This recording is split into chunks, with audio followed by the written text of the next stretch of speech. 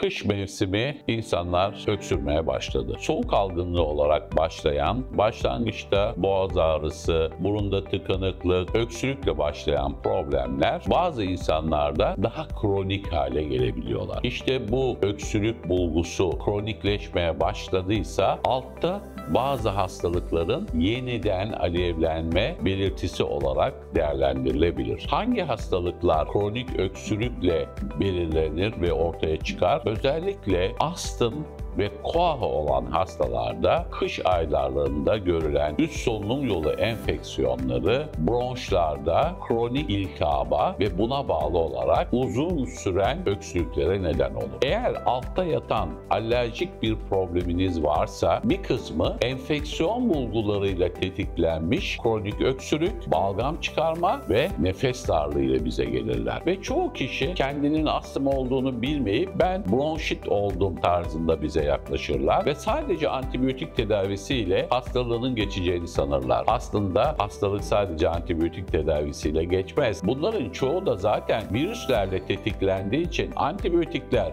bir işe de yaramayabilir. Bronşlardaki aşırı hiperreaktivite yani astım zeminini doğruca tedavi edersek o zaman hastalarımız gerçekten şikayetlerinden kurtulabilirler. Özetle şunu söylemek istiyorum. Kış ayında üst solunum yolu enfeksiyonu geçirip öksürüğünüz uzuyor, artık geceleri öksürükten yatamaz hale geliyor ve nefesiniz de iyice daralmaya başlıyorsa mutlaka bir göğüs hastalıkları uzmanına başvurun. Altta bir astım yatıyor olabilir.